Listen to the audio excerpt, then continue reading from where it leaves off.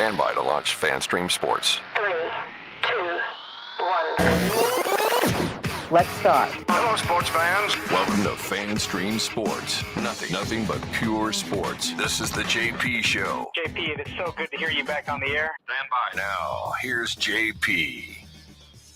All right, welcome into the JP Peterson Show here on this incredible Monday, a historic weekend of happenings in college basketball.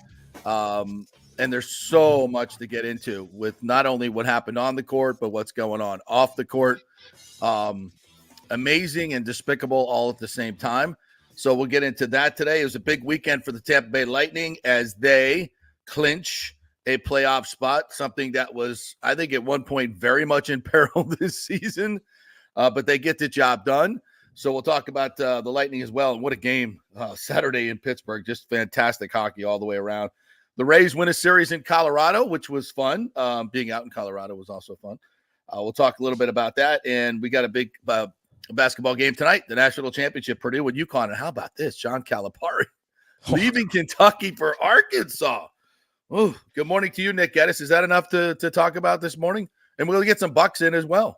Yeah, and you damn sure better let me get my little snippet of WrestleMania in too, because that happened as well. Hell yes. And that took up most of my viewing this weekend, but I was still able to watch that great game on Saturday night. I watched most of the Rays games. I had the college. I mean, at one point yesterday, I was working on my laptop. I was watching the NASCAR race on the TV. I had the Rays on the iPad, and I had Iowa and South Carolina on the phone at one point yesterday, and trying to balance. Not even football season, for God's sake. Not even football season, and I have all these screens rolling, and I tell you what, it was awesome. This was an awesome weekend in sports. Just as an aside, people talk about, and I'm, sitting in Eric's downstairs, a sports bar in Breckenridge, and of course, the main screen has UFL on it. And I asked the bartender, I'm like, why would you be playing that? Did anybody ask to put that on? He's like, no, not really. I just saw football on. I figured I'd just put it on. I'm like, yeah, nobody wants to watch football right now. Can we watch the Lightning game? He's like, sure, man, let's watch some hockey. So we sat there and watched the Pittsburgh Tampa Bay game. And God, what a great freaking hockey game that was. Was that? I mean, I don't know if it was the nice little IPA beer buzz I had or what, but it was just was such good hockey. The Kucherov, the Hedman, the Stamkos twice. It's like, this is history, man. This is history to make. Has anybody done it better than those three guys? Anybody in terms of, you talk about the power play, the number one power play, and I think their numbers at one point this year were as good as anybody in the history of the game. And on the one power play, Kucherov somehow makes a move at the point as he's getting crunched against the blue line, makes this incredible move to backhand the pass to the point as the defender's trying to block the pass to the point. He makes this insane move on the far board, so where the puck is going in. 2 Hedman, 2 Stamkos, and it's in the back of the net in less than a second. From the far boards to the back of the net in less than a second. I mean, how do you freaking defend that? How do you freaking defend that? That game to me, like, and that trio that you just mentioned, the Lightning, I think it's one of the great trios in NHL history, and they showed it again in that day. And I agree with everything you said. That was one of the better hockey games, just from an enjoyment factor, that I've seen all year long. You can't even get upset with the fact they lost. You can't even get upset with the fact they lost. Sometimes you just have a barn burner of a game like that. But it was more about the Lightning, because on the other side in Pittsburgh, holy hell, the atmosphere. I don't know if you could hear the audio version, JP, because you were in the bar. That had the atmosphere of a playoff game with stakes on the line, like a game 7. I mean, it was Pittsburgh brought it that day, and obviously they're chasing for a playoff spot. But you have Crosby, you have Malkin playing at the top of their game. Like, Malkin's family, his parents, I think, were there to watch him in attendance for the first time in 5 years. They're breaking down crying after he scores 2 goals. Damn near had a hat trick, by the way. You just have all this elite talent, Hall of Fame talent on the ice. Throw Erik Karlsson and Chris Letang in there. How many Hall of Famers were on the ice that night or that day? They were all over the place, and they all played outstanding. I mean, literally, for a regular season game, and then the last 2 minutes, I mean, whew, I have no idea how the Lightning did not score in the last 2 minutes, JP. When they went to 6-on-4 especially, I mean, you have to give props to Alex Nedeljkovic. He stood on his head there in those very tense moments. But hats off to all parties involved. That was a great hockey game. It was, and that's just it's just a teaser of what's coming up in the playoffs, right? That's just a teaser of what's coming up in the playoff. But that was when you talk about how many so we say without question there's 4 Lightning Hall of Famers on the ice. How many for Pittsburgh? Definitely Crosby, Malkin, yeah, Erik Karlsson, probably Chris Letang. Yeah. So you got probably 4 Hall of Famers on that end too, and then Braden Point's on that trajectory. Yeah, I mean you're right there at 10. Holy shiz, man! No wonder it was such a good hockey game, And it's like I likened it a little bit to if you're a tennis fan, back in the day when you're watching McEnroe Borg in a 5th set at Wimbledon, and you just know what you're watching right now is historic. It's special. There's 2 guys playing at a level that we've never seen before. And that's happened a few times in tennis with Federer and Nadal as well. These incredible matches where both players are the best in the world and they're playing at their absolute elite high level. And I thought that was a lot of what we saw in that hockey game. I mean, you got just a host of Hall of Famers and they're all doing their thing. And, there was a couple Crosby almost between his legs with the redirect. I mean, that was just sick. It's just it's otherworldly, man. Yeah. And really Kucherov, just doing Kucherov things. I'm sitting next to the guy at the bar and I'm like, hey man, watch 86. Now, when the Lightning get the puck, just watch the game, but kind of focus on 86. And he's like, oh, okay, let me try. So he's like, holy hell. Like I never noticed how good that guy was. Like, and he was a hockey fan too. He goes, I never noticed the nuance in his game, the way he, just creates passing lanes. Like almost every time he has the puck, he creates a scoring chance. Like it's like guy, that's not normal. That's not normal. What he's doing is not normal. And it was fully on display on Saturday. And we give credit to, we always give credit to Nikita Kucherov, and of course, but can we give credit to the captain too? Yeah. Can we, I don't know if we're talking about the captain's play enough lately. I've mentioned it. He did not have a great February, but what is this? It's ever since this run they went on since the trade deadline, he's got 12 goals. He has turned his game up. He's pushing for another 40-goal season, and it never gets old. He scored from his office to tie the game up on the power play. Just an absolute snipe. Remember earlier in the year, it felt like everything that he was shooting was just going right in the blocker of every goalie. Yeah. And now he's picking corners like vintage Stamkos again. So hats off to 91. I think he deserves his flowers today too, because his play has picked up a lot for this hockey team so far. It has. And, as you watch this team go into the postseason and you think back on like, man, there were times when they were just playing such stupid hockey, like dumb hockey. And there were times when they were just, you're like you said, I just don't see it. It's not their year. And I'm not here to say that they're, going to win the Stanley Cup, but at this point, why not them? They're the hottest team in hockey. Did you see the thing that Chris Krenn put up this week? I retweeted it. Right. I was just looking at it this morning. Yeah. It's like the numbers going back to what, the 1st of March, I think it was. It was March 9th. I have it here in front of me. Okay. Yeah. Read that off. Yeah. Nikita Kucherov, since the 7-0 win against Philadelphia, which started this run, he's got 30 points. Nikita Kucherov in a month. 30 points. Unbelievable. Stamkos with the 12 goals, 6 on the power play. Braden Point with 4 game-winning goals. Hedman's these all lead the league, by the way. Yeah, these all lead the league. Hedman's a +14. Vasilevsky with a .921 save, a 2.30 goals against. The power play is at 35%, and the penalty kill is at 95% in that time. Well, I mean, how many times have we seen the hottest team, no matter where they finish in the standings? And by the way, there is no home ice advantage in the playoffs in the NHL. It is literally a 50-50 prospect. So that's why teams don't care if they have home ice. It's a 50-50 prospect, historically, statistically speaking. And the Lightning, they haven't played great on the road the last 2 years. I will say this. They're 20-17-3 on the road. They're essentially playing 500 on the road. Yeah, I mean, it's not terrible. It's not what they used to do, but, trying to grade on that curve is ridiculous. But that's these numbers suggest the Lightning are the hottest team in hockey going into the playoffs. Now you even have a chance to rest some players that need it. You don't want to lose your edge. Don't get me wrong. You don't want to lose your edge, but it does give you a little luxury to get Vasi off his feet a little bit. Braden Point, guys with the nagging injuries, Sorelli, Sorelli was held out too. I think in that game. Yep. So they were shorthanded against Pittsburgh. They were. And remember, it did not start well. The first period, the Lightning got pretty much dominated.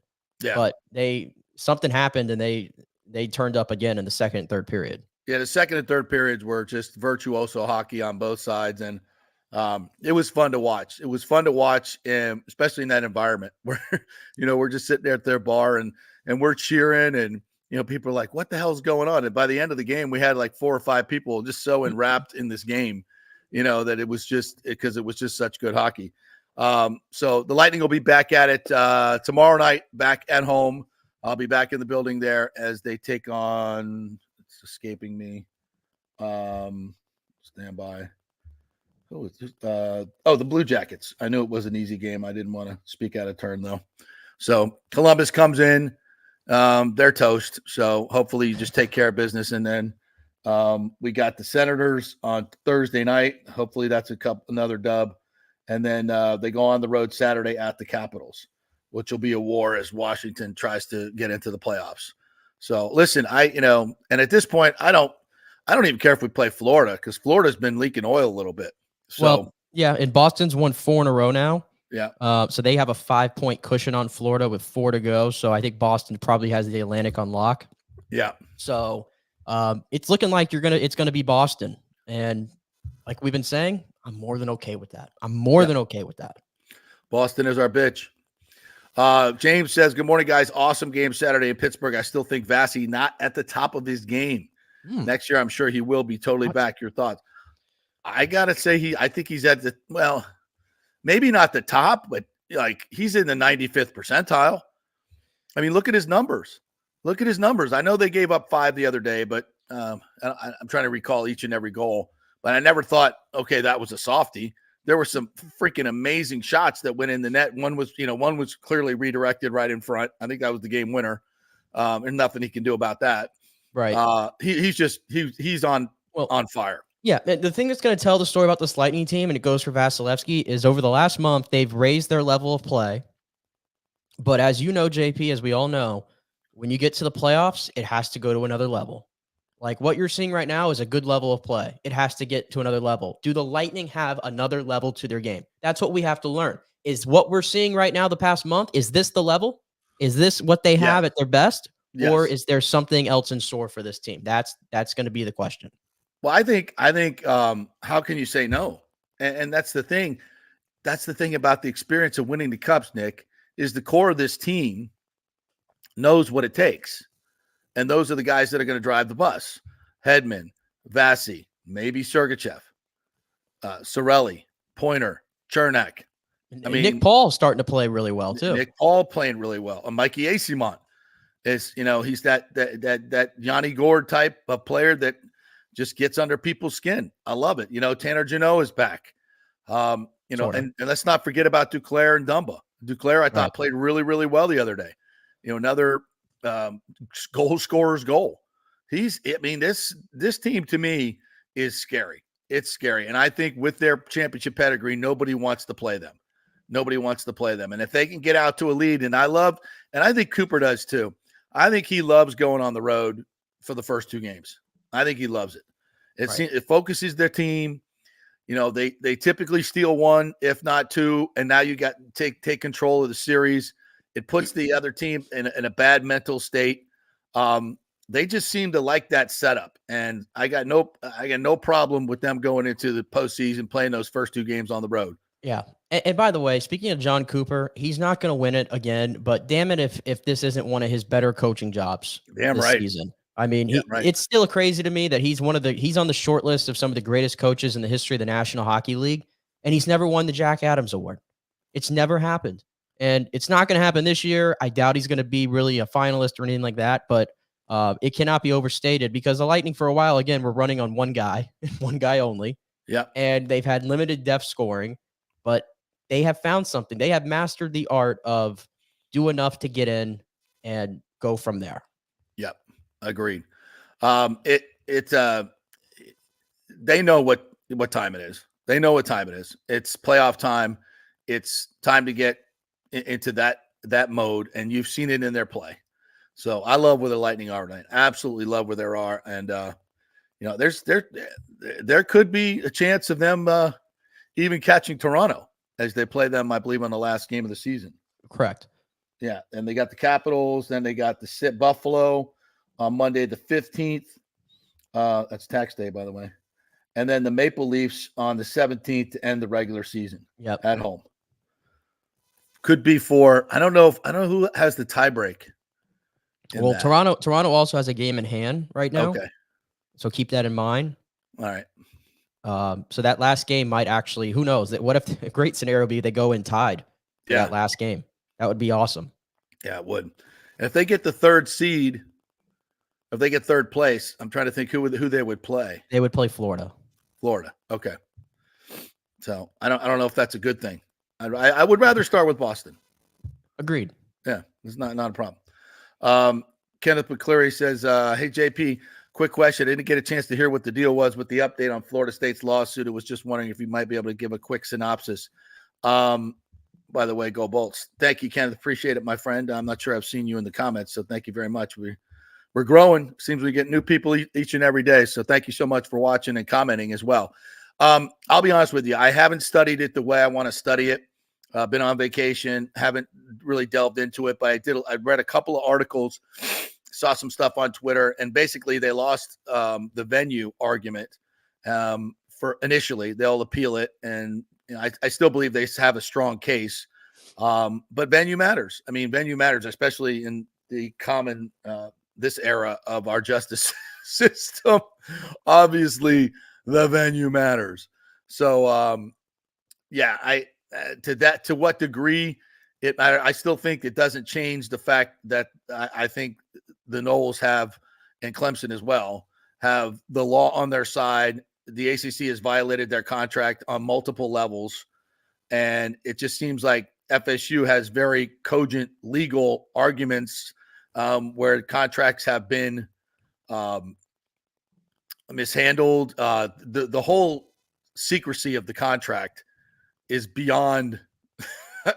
You talk to any attorney, and I try to explain to them what's going on, where this document is on lockdown at the ACC offices because of some proprietary agreement this is with the ESPN that it's so secret they don't want it getting out into the world. I mean, what proprietary contract language is there in their media rights deal that would preclude it from being subject to Sunshine State laws in the state of Florida? Like it makes no sense. It's not some patented scientific thing that you have to keep closed. Right. It's clearly they're using this shield that they've concocted of secrecy to not let the world know what's in there. And the judge is just supposed to say, okay, we'll take your word for it. No, that's not happening. It's not happening. Well, I think the latest update, I don't know if you had seen it the other day, was that a North Carolina judge denied 2 motions from Florida State to dismiss or stay the lawsuit filed by the ACC. That the league hopes will force the school to honor its grant of rights agreement, pay the conference more than $500 million if it hopes to exit for another conference before 2036. Yeah. That was the latest update per ESPN. Yeah, and those motions to dismiss in North Carolina were venue-based arguments. And so they lost they were trying to dismiss the lawsuit in North Carolina to have it heard in Florida, which doesn't mean it won't be heard in Florida. So there's still ways to go on this, but right now that one is a W for the ACC. Not totally unexpected, I don't think, because it's hard to get lawsuits dismissed if they have any merit whatsoever. Judges are hesitant to do that. So, I think Florida State is still on solid ground, but it's, it would have been way better had they had it dismissed there, and it was definitely going to take place in Leon County. So, I'll get into that tonight, Kenneth, a little bit more. I got to do some more research on that. We'll come back tomorrow. Maybe we'll have Scott Jeeves come on and talk about it as well. I believe, I think he's slated to come on this week. So we'll get a real attorney on here to take a look at that and give us an update. All right, Caitlin Clark last night comes out with 18 in the first quarter to stake Iowa to a lead, and you're watching and you're going, wow, can she continue this? Is she going to be able to continue, carrying this team across the finish line? And I thought, Nick, I thought watching Saturday's game or Friday's game where they beat UConn, I said, wow, Caitlin looks tired. She looks exhausted. It looks like she has no energy whatsoever. And I don't think she played great in that game. I think she started, 0 for 7 from the 3. Last night she had 30. She got her average, but it felt like she missed the big shot she needed to make. And it felt like South Carolina was just too good, too big, too deep. They had 37 bench points. South Carolina did 37. Zero bench points for Iowa. Zero. I mean, you got to get more help than that. And, but I think, and by the way, I'm watching this game as we're traveling back, and on my Spectrum app, for some reason, I couldn't get the ABC broadcast, the regular one. So I had to watch the Diana Taurasi, Sue Bird, like the Manning cast is for football. They do this for one. And they were so snarky towards Caitlin Clark, constantly smirking, making snarky comments about her. It was embarrassing. And even after Friday night, where they had the infamous call, no call, they were like, oh, I think it was Rebecca Lobo who came on after the game with SVP. And SVP was like, I hate to go to the officiating, but I'm like, what don't you see? And Rebecca Lobo, who's played the game, said, I don't like the call. Let the players decide the game. I think Taurasi said this as well. It's like, let the players decide the game.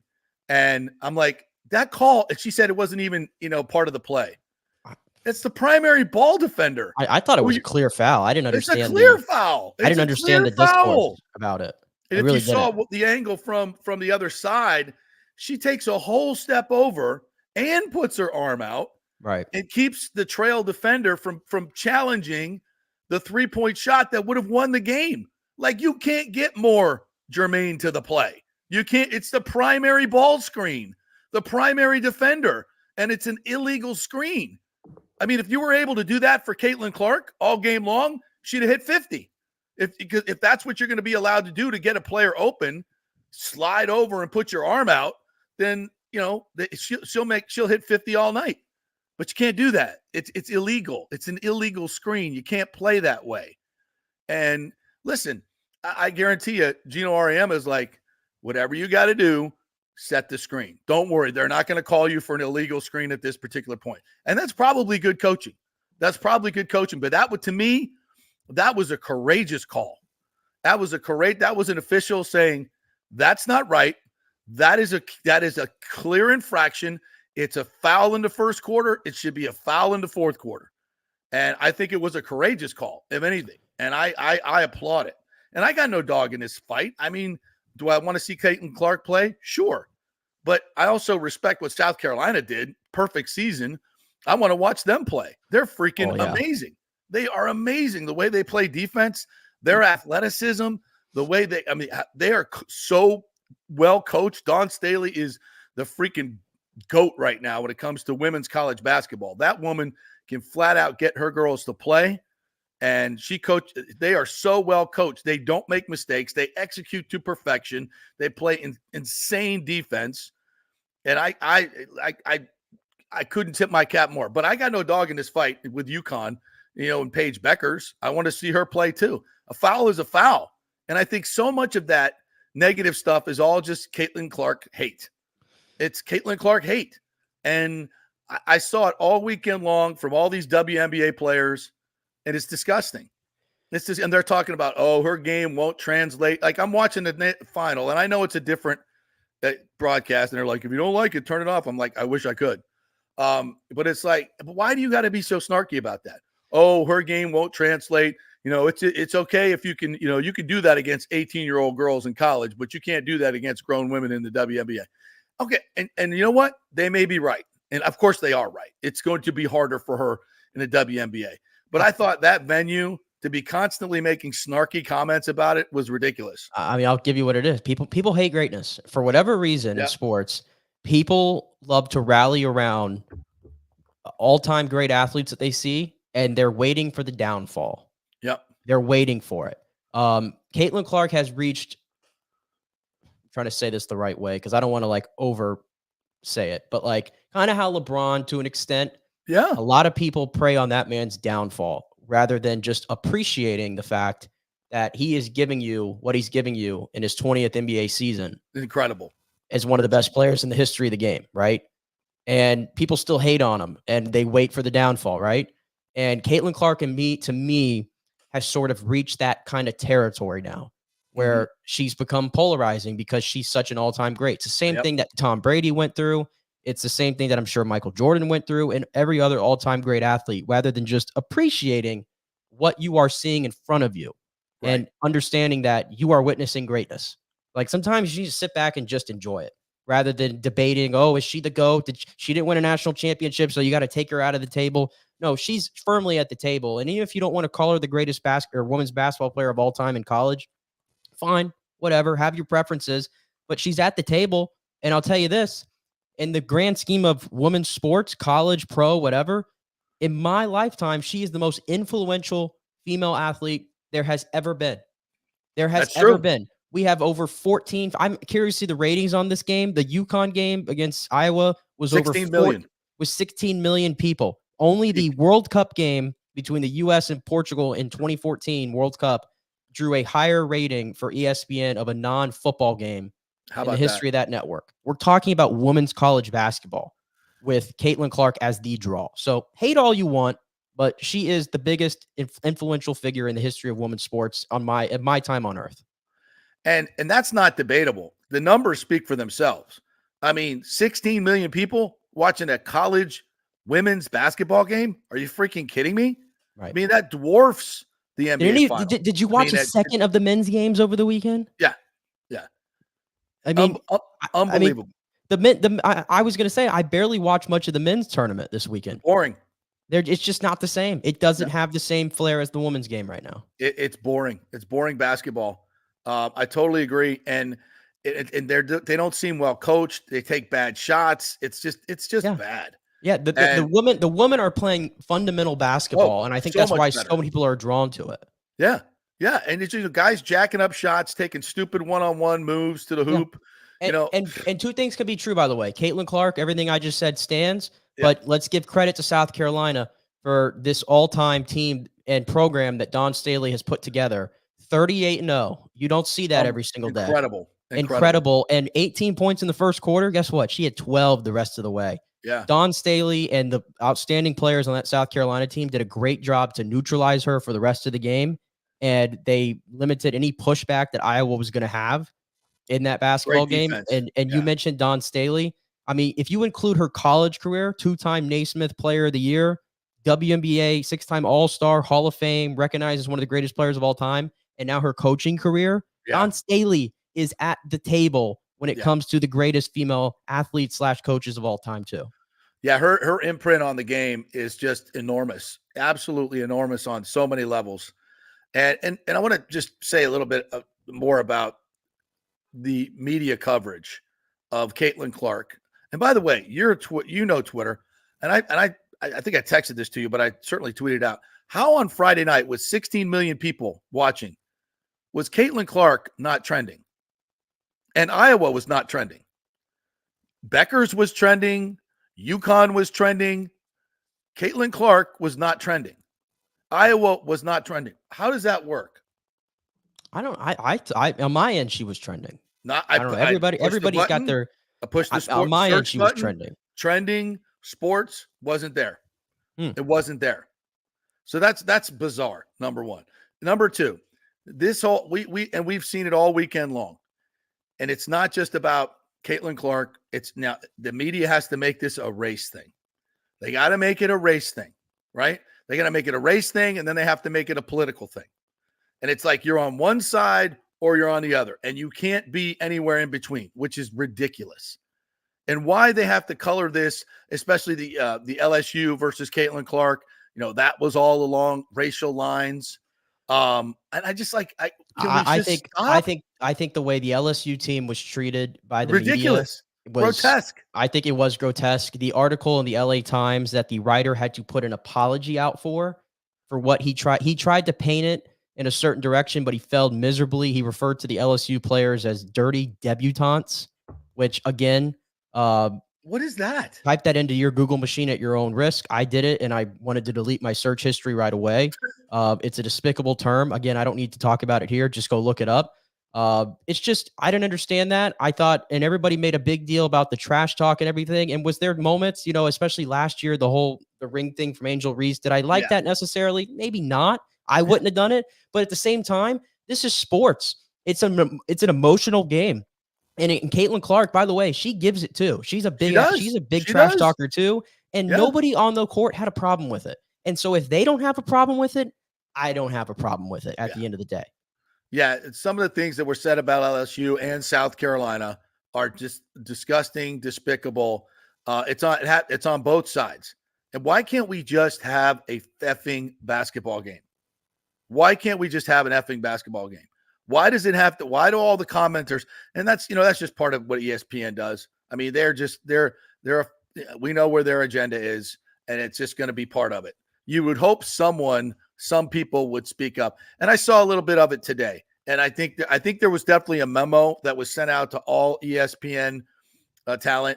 Give Caitlin Clark her flowers. Don't stop banging on Caitlin Clark.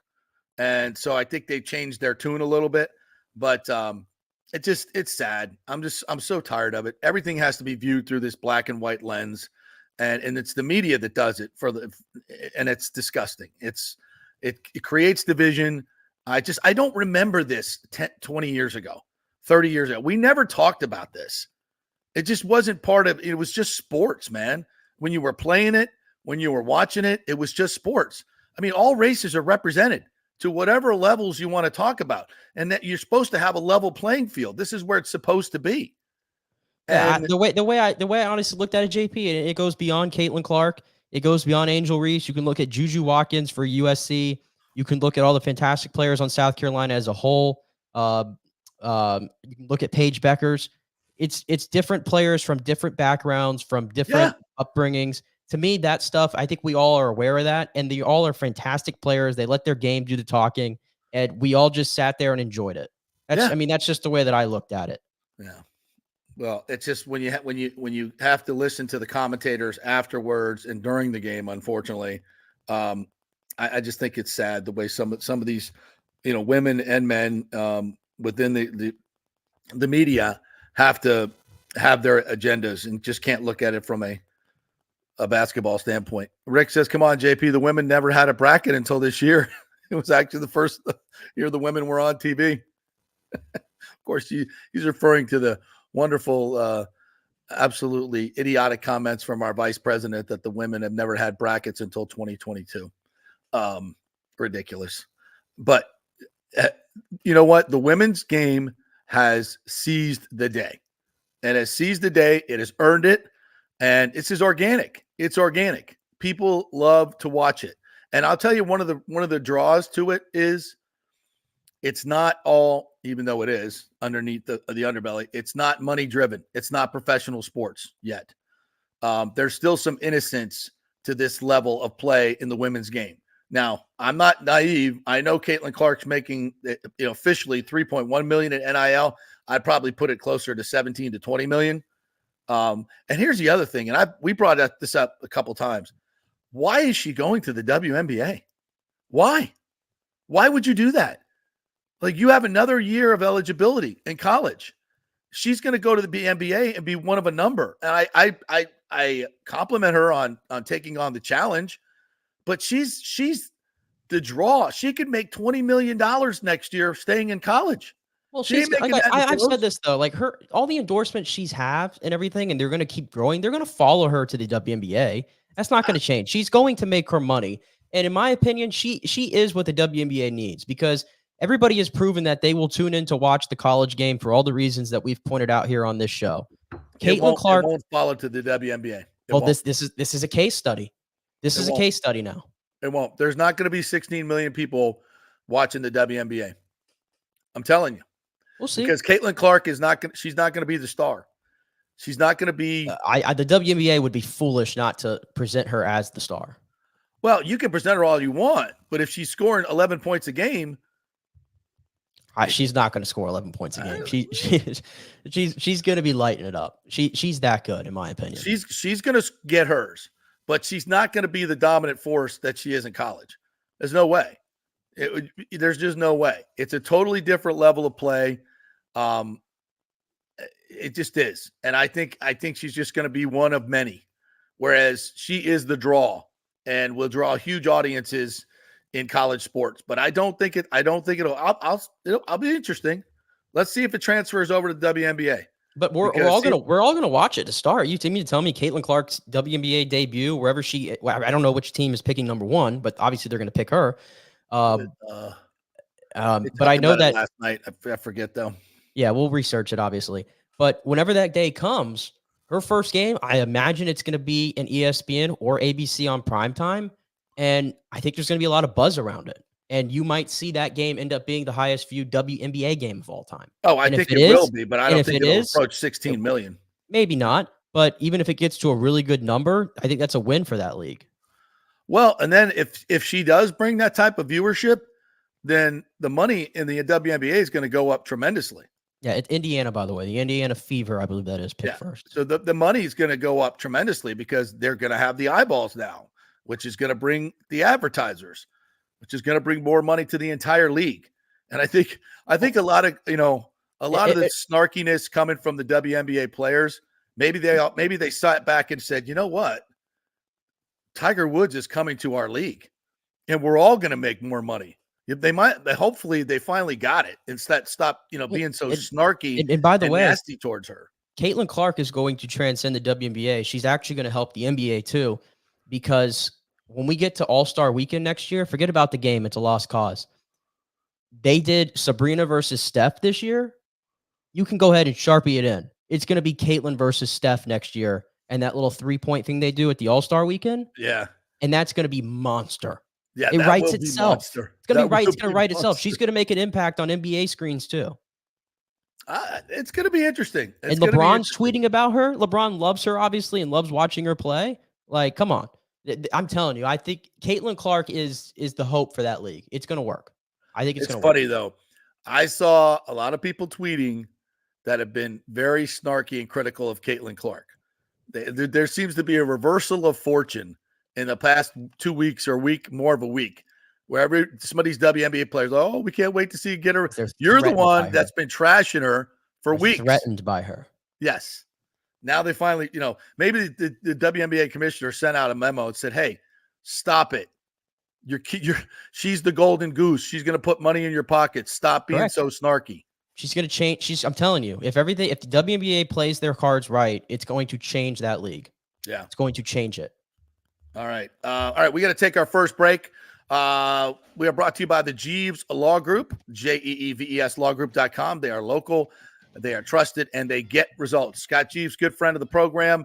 If you have had an accident or a slip and fall or anything that's happened to you in work, or you're considering a class action lawsuit, that's something that the Jeeves Law Group does very, very well. Give them a call. Just contact them through the website, JEEVESlawgroup.com, and tell them JP sent you for a free case evaluation. A free case evaluation. If you have questions, you think you have a case, just give them a call. There's no charge for that, and they'll do a case evaluation for you. That's the Jeeves Law Group, JEEVESlawgroup.com. And, of course, we are also presented by the great folks at Hydrate Heroes, our new presenting sponsor, the healthy way to hydrate. We'll tell you more about that as we go through the show. Stay with us. Quick break. We're back with some Rays talk after a nice weekend for them in Colorado.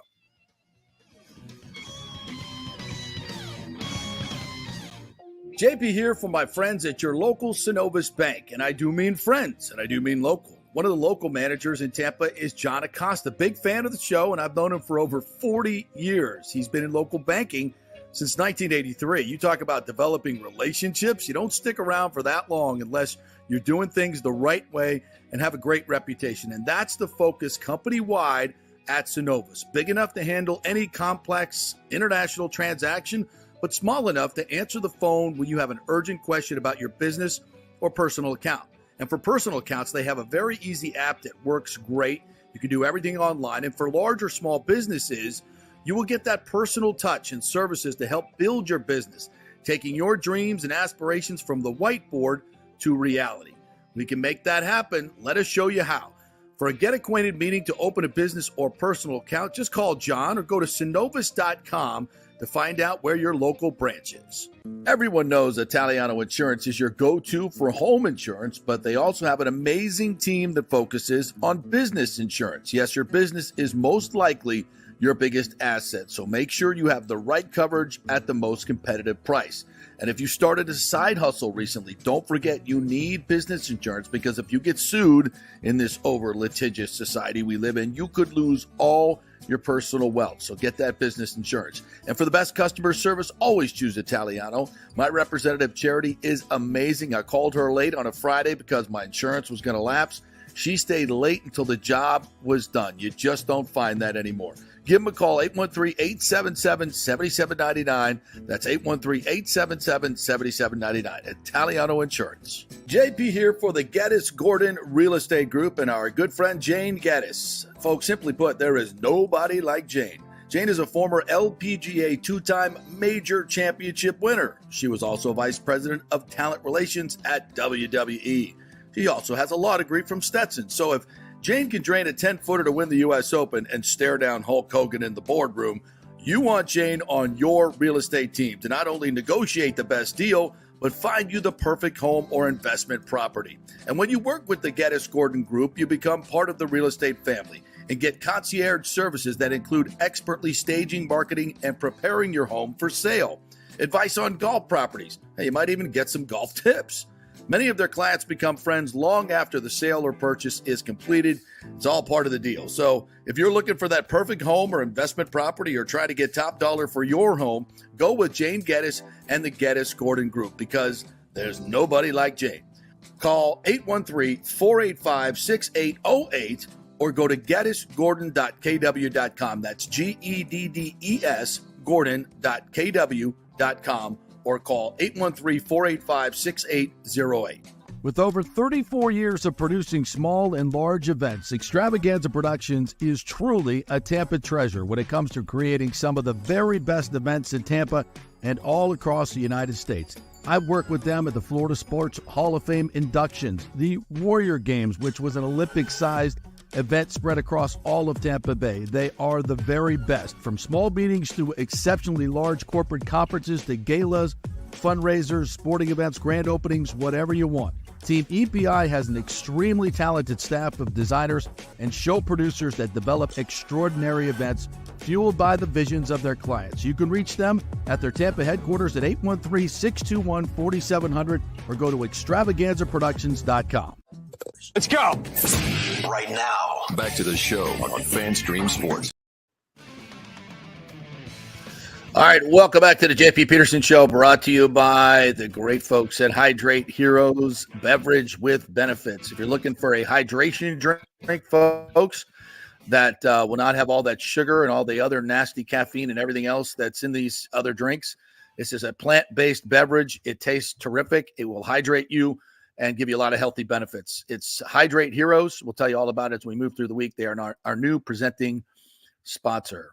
Do we have that other one that has their logo on it there, Nick?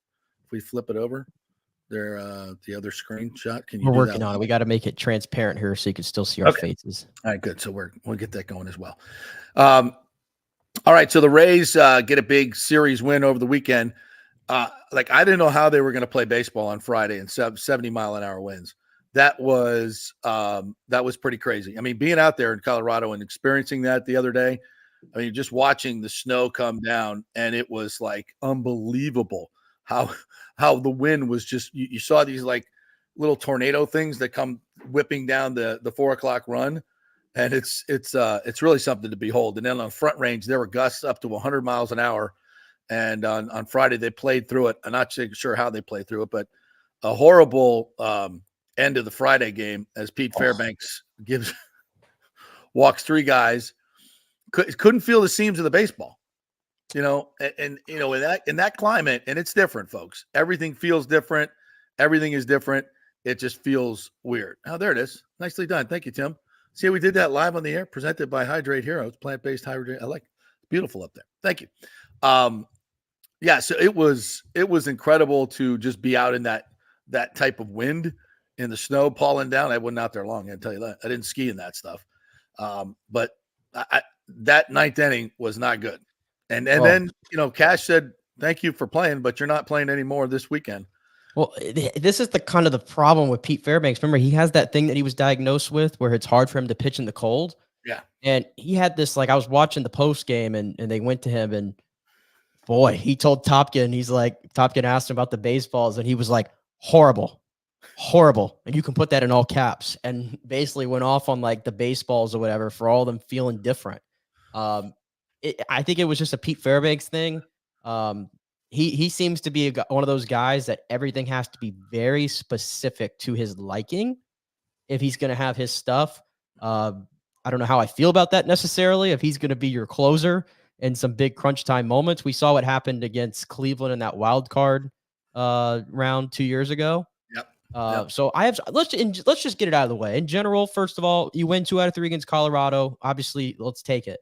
Yeah. The Rays bullpen is, I don't know where to begin with this thing. I thought they were I chopped it up as, okay, uncharacteristic outings to start the season, but it carried over to Colorado and it was pretty bad. The bullpen, the command of the bullpen in particular, the walks. I mean, even yesterday, that game almost got away from them because Nick Maton, who they brought in on a pretty penny for their standard, not impressed with him so far. He just can't find the strike zone. Phil Maton just cannot find the strike zone. Yeah, you can't pitch for the Rays when you can't find the strike zone. You can't pitch for anybody. But they were able to get out of the jam yesterday because of a double play. And shout out to Austin Shenton for picking it too, by the way, to get out of that inning. That could have been bad. And he got the big hit too. Good. See, I wanted him in the lineup against righties. I mean, he's mashed in AAA his entire time here, so I'm glad to see him up. But the lineup too, by the way, on Friday, it was not looking good. I mean, they could not hit Austin Gomber, and I'm like, oh, here we go, Rays lineup. Yeah. But they were able to rally, and then unfortunately the grand slam. It was a hell of a rally. Same thing the next day. The lineup just went ice cold again, and then they rally again late and get it done. And then yesterday got all their runs early. So, and I guess I've already hit him too much, but the story of the weekend had to have been yesterday. Ryan Pepio. My goodness. He's been good. He's been really good. I'm telling you, outside of that 3-run home run that he gave up in that first game against Toronto, he's been awesome. And against Colorado yesterday, the magnitude of that performance, JP, I saw this stat after. He's the first opponent to ever go into Coors Field and have a scoreless outing with 0 walks and 10+ strikeouts. He's the first opposing pitcher. There goes Mike Holmes has it right there.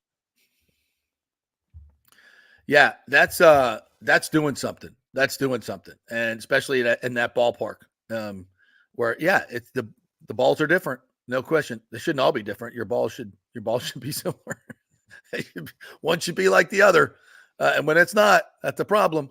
But it's also I have never heard other pitchers say that all the balls were different, and you do have a problem with your fingertips.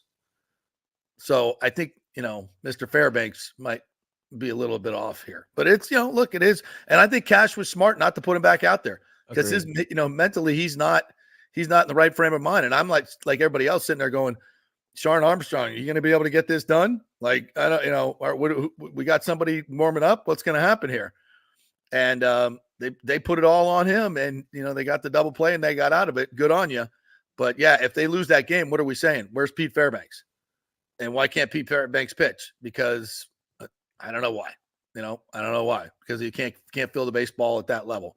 So let's, when he gets into the postseason, unfortunately, it's in October.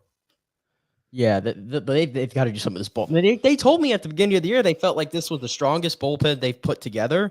Yeah, I'm here to tell you right now. I know it's early, and I've only seen him for 2 games, but I'm probably going to butcher his name, but Wajespek or whatever. Yeah, get him out. Yeah. Okay. He cannot pitch in the major leagues, not for this baseball team. Well, it seems like all the new guys are the ones that can't find the strike zone. And Alexander too, another these are guys that, and I think it does take time to learn the Rays way. And the Rays way is strike one. You got to get strike one. Throw the first ball over the freaking plate. Get ahead of the hitters, because the Rays know the analytics of being ahead of hitters as to close to behind is, 150, 200 points in batting average. It's a huge difference. Throw the ball over the plate early. That's what Pepio did, right? First pitch strikes. First pitch strikes. He was in attack mode all day long, too. Yeah. 21 whiffs yesterday for Colorado. 21 whiffs. Yeah, and I think he's threw 58 out of 76 pitches for strikes. Mm-hmm. I mean, that's the Rays way. Don't nibble, fill up the strike zone, and take what, if they hit you, they hit you. But trust your stuff, put it in the freaking strike zone, and don't walk 3 people in a row, Pete Fairbanks. I mean, that's just, so the bullpen is, so what are we, 2 weeks in? Yeah. The bullpen is a problem. Starting pitching has been inconsistent. The offense has been extremely hot and cold, right? These long stretches of total cold. I don't want to say starting pitching's inconsistent. I think and here they are 500. Yeah, they're 5-5. I mean, could be worse. I don't want to say the starting pitching's been inconsistent. I think Eflin has been good outside of the one bad inning against Toronto. Savali's been fantastic. Pepio just had the best outing of any Rays pitcher to start the season. Zach Littell, the success he had last year is carried over. Didn't like the fact that he got pulled after 69 pitches, though, the other day on Friday. That was perplexing to me. After a day off, he was rolling. But Littell stuff, again, we say this about Zach Eflin in first game. He rolled through, and then third time through the order, he got destroyed. And I think, when guys are pitching well, the Rays do a good job of sticking to the plan. You don't want Littell going through the order a third time. He's not that guy. He's not overpowering pitchers with overpowering stuff can do that. But with guys the way that aren't that way can't. And with the way Poche has started the season and Waguespack, I mean, you tell me that was the better alternative? Well, that's the problem. But you can't make decisions, especially early in the seasons, based on, okay, this guy hasn't pitched well the first 2 times out. You got to keep putting him out there. Otherwise, what do you got him on the team for? You got to, this is their role. Either they do it or we find somebody else. At this point, we're not to find somebody else mode yet, but we're getting damn close. So, but this is part of the, when new guys come in to pitch, this is all part of it. They have to learn how to pitch the Rays way. And it's not an overnight thing. They've been probably nibbling on the corners for their entire freaking career.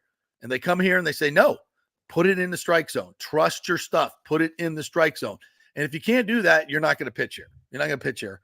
But you're going to get some time. You'll get a month, maybe more, to try and figure it out, because they brought you here for a reason. We'll see what happens. But I would say, a weekend at 500, given what they've looked like just to the naked eye, I think they should be happy they're 500. They should be happy they're 500. Yeah, because that series is a few plays away from being a sweep, if we're being completely honest. Right. So getting 2 out of 3 was big. Another observation, because we haven't talked much about the lineup, but they had some timely hitting when they needed it, and they were able to put a lot of hits together. But shout out Ben Rortvedt. Didn't really talk about him when the Rays got him. I was just kind of like, well, they need a catcher, whatever, better than Mejia. Yeah. But small sample size, but the guy's hitting 375, and he's had some really big hits for this team. Yeah. And from everything I hear, he's really good from behind the plate as well. So I think he's earned some more playing time. Obviously, I think it's clear it's not going to be Pinto every day. 100%. He's been rock solid in that 9-hole for this team. Yeah, no, I think he needs to get more time. There's no question about it. And he's hot, and let's get him out there. You got to, if you can get some offense from that position, go for it. That's something that is unexpected, but they need other guys to pitch in on this offense. There was one game he went 0 for 4, and every one of the exit velocities was over 90. Right. Yeah, I mean so he's hitting 375, and he hadn't even had a lot of good luck yet. So that's been a nice find for the Rays, no question about it. We did not mention, oddly enough, there is a national championship game tonight in men's basketball. Oh yeah, as we have Purdue and UConn tonight, battle of the big men. I'm here for it. I'm excited to watch this game. I think it's a great matchup. It's the 2 best teams all year long, without question. It's old school, throw it into the post basketball with Zach Edey and the other guy's name escapes me. The UConn guy. Was it Klingon, right? Donovan Klingon, Klingon. Yeah. The Klingon, yes. So that's going to be interesting because everything Purdue does when they do it well runs through Edey. And now he can't just back a guy in and just do the jump hook over him because Klingon at 7'2" can force a lot of bad shots from Edey. So I like UConn tonight. I think they're deeper. It feels a lot like last night's game where you have Zach Edey. He's the focal point. Shut him down. And UConn's got so many other weapons. They can beat you so many ways. They're deeper. They're more talented. And they're experienced, obviously, because they won last year. I think UConn's a play tonight. They're the men's version of what South Carolina is in the women's game. Yeah. They really are. And I think they're destined to go back to back. I don't think the men's tournament's been as exciting this year. No. But at the end of the day, it's Monday night. It's got the audience to themselves. And it's UConn and Purdue. They were the two best teams throughout the entire season. Yep. You have the best player in college basketball in this game as well. So I think, in general, the women's game and the men's game, you ended up with Iowa and South Carolina, which was a big one. And then you end up with the two best teams on the men's side. Yeah. So what else more could you ask for, I guess? And these, I think, are the two most fundamentally sound basketball teams on top of that as well. And I don't think that's a coincidence. You've mentioned it. We saw some erratic basketball being played. Some bad basketball. I'd call it bad. Just call it bad basketball from some of these teams. You don't see that from Purdue. You don't see that from UConn. A lot of people say, "Oh, Purdue's boring to watch." Or South Carolina. Yeah, they're boring to watch, right? But they just keep. It's a winning formula. Yeah, it's a winning formula. But I do lean UConn in this one. I think they have that team. They have the look of a team that's destined to go back to back tonight. Zach Edey's going to have to score 30 for Purdue to win tonight, and I don't think he can do it against a guy that's good in the against a real big. And Klingon. We'll see. Get ready if you're a Florida fan. This might be the last night that you can say we were the last team to go back to back in the NCAA tournament. Yeah, I don't know what they're favored by, but I like UConn tonight. All right, we'll take a quick break. Eric Erlinson's going to join us, and we're going to talk some hockey, especially in the wake of what I think was the most entertaining loss of the year to Pittsburgh. What a hockey game that was. And we'll talk about the future for the Bolts as they head into the Stanley Cup playoffs. We are presented by the great folks at Extravaganza Productions. You see their logo right there, EPI. If you got a big event or a small event coming up and you need some help with the audio-visual part of it or any part of it, the creative part of it, in fact, you get a free creative meeting if you mention the JP Peterson Show. Say, hey, I heard you on the JP Peterson Show. I have an event coming up. Maybe too small for you guys, or it might be too big. Whatever it is, it won't be too big because they can do it all. It's Extravaganza Productions. Great folks over there. Been doing it for 37 years here in Tampa Bay. They are the professionals. Extravaganzaproductions.com. Back in 3 with Eric Erlinson. Stay with us.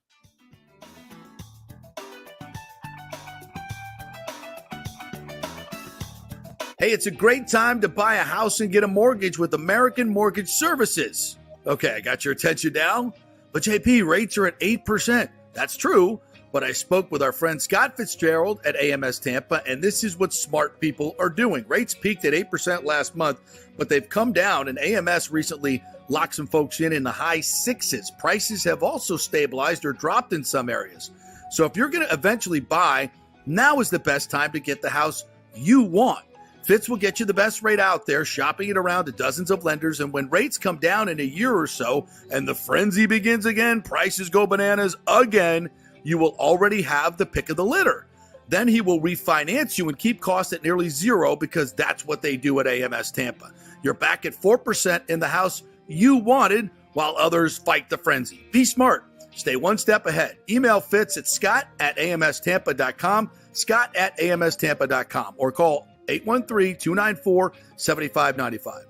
Scott Fitzgerald, NMLS 386-722, American Mortgage Services, 1000 North Ashley Drive, Suite 1020, Tampa, Florida.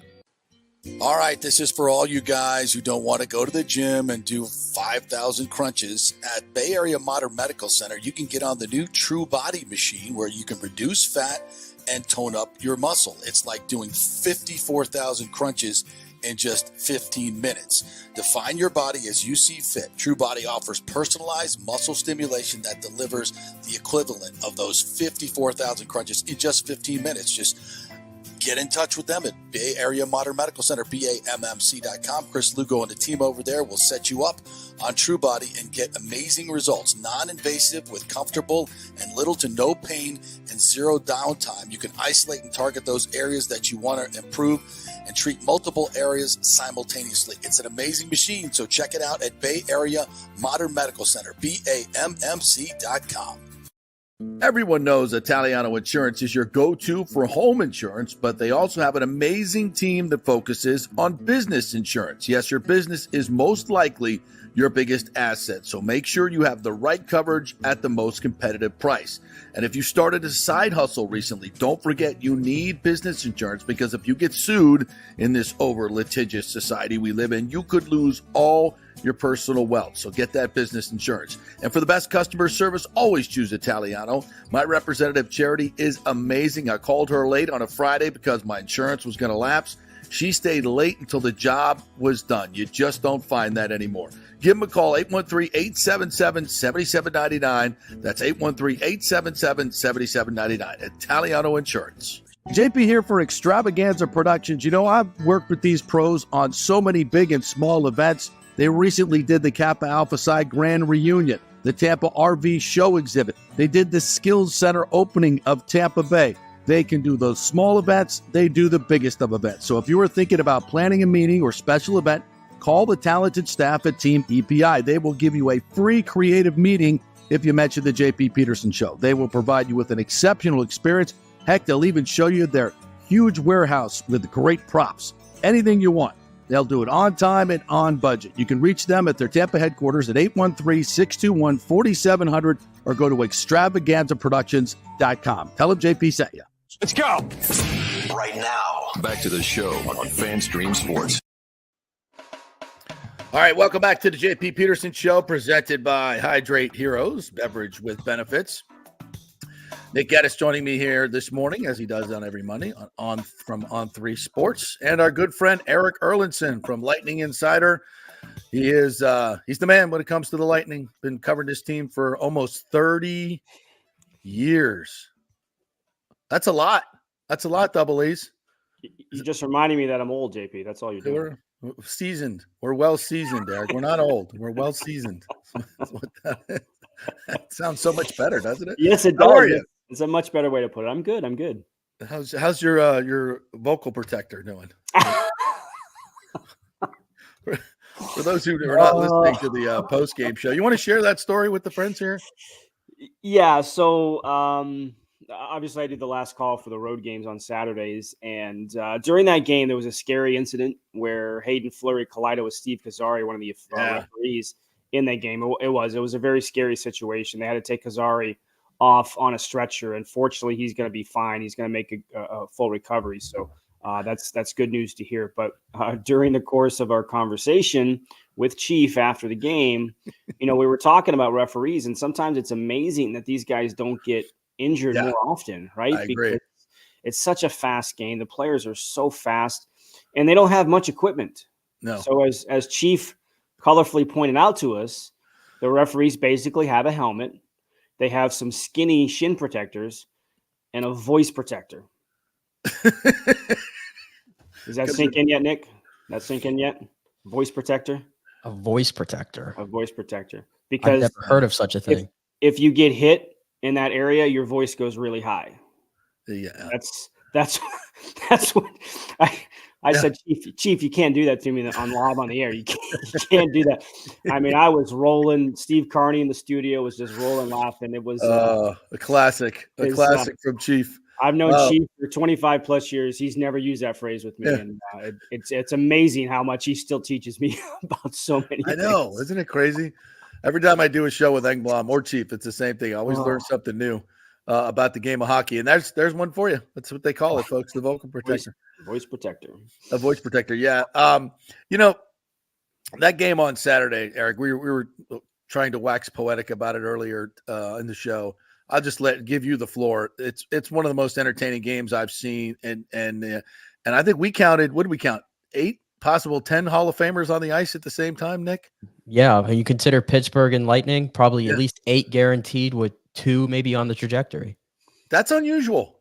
Yeah, it is. It is, and it's a golden age of hockey. Certainly, it's Yeah. a golden age of hockey here. It's a platinum age of hockey here with the Yeah. number of players that the Lightning have, and then you put them together with the Crosbys and the Malkins, the Latangs, and that group. A lot of talent on the ice. And I'm going to make a confession here, JP.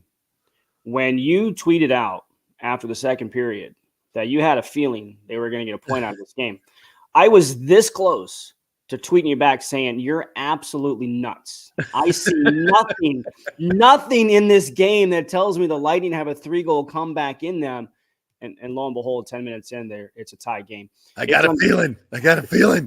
I was about ready to ask you for lottery numbers, and then Michael Bunting scored. So, well, it may have something to do with the altitude and the 4 IPAs I had, and maybe some other things. So yeah, it was. I had a feeling though. Yeah, that was a crazy third period. The Lightning. It was a letdown game on a couple of levels. I mean, they just officially clinched a playoff spot the day before, even though they were idle because Detroit, the Islanders, and Washington all lost in regulation. Nobody seems to want this extra wild card spot. Crazy. So all three of those teams lost, and then the Lightning clinched. So there's an exhale moment there. It's an afternoon game after playing 4 games in 6 days in 4 different cities, and there was a lot going against the Lightning, and it certainly played like that the first period and a half. And they found their game. I'll give them so much credit. They really dug down deep. I think the word that came out of the locker room a couple of times was pride. Yeah. We're not going to go out here and embarrass ourselves after we just clinched a playoff spot. Let's go out and have some pride. And, you get a Nick Paul goal in the opening shift of the third period. You get an Anthony Duclair goal. You get a Steven Stamkos power play goal. All of a sudden, it's a 4-4 game. And, it really is a shame because Pittsburgh had 9 shot attempts. Not just shots, shot attempts in the third period. How about that? And unfortunately, some of the defensive zone coverage issues that has been kind of plagued this team at various points throughout the year came back to get him because right before Michael Bunting scored, they had a wide open shot on the other post. And a little bit earlier in that period, I think it was right before Stamkos actually scored, Evgeny Malkin. I'm not sure how Malkin missed a open chance, tried to stuff it and hit the outside of the post instead of putting it. That game would have been over. But, I give them a lot of credit. They could have folded. They could have said, hey, let's just go back home. We got our playoff spot. And it's a shame they didn't get a point out of it. But very, very entertaining third period for sure. Even Elliot Friedman said, I don't know how the Lightning didn't score on that 6-on-4 power play. They had so many golden chances. And, hey, that's hockey. Yeah, that was fun to watch. And I think it was the second power play goal, the Cooch to Hedman to Stamkos, PPG, where Cooch makes a move at the point to elude the defender and then backhands it to Hedman, who puts it right on Stamkos' stick, who hits it through a hole about that big. I mean, it's just like that's watching freaking world class the painting of the Sistine Chapel. I mean, that is so virtuoso, and it just the Kucherov move. That thing goes from the far boards to the back of the net in like a second. How do you even do that? It's amazing. A player of his caliber, the work that he puts in to perfect those type of plays. I mean, what's that famous LeBron James commercial? Everything you see me do is as a result of the things you don't see me do. And that's exactly what Nikita Kucherov is. A week after they were eliminated last year, earliest they've been eliminated in 4 years. And he's out on the ice working on pulling pucks off his backhand off the wall. I mean, you see the results of it. He had one of those in Toronto on Wednesday night. He just pulled it off the wall and, puts it in the perfect spot. He is a magician. It's, I say it all the time.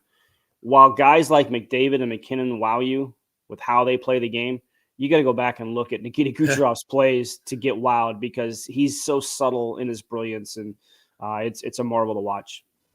So we're at this point now. We got 4 or 5 games left to go, I believe, and he's got a 3-point lead in the points race. And I don't know if that's ultimately going to decide this whole thing when it comes to the heart, but where do you think you're leaning at this point when it comes to specifically those 3 guys, Kucherov, McKinnon, and McDavid, of where you think they're going to land in that heart race?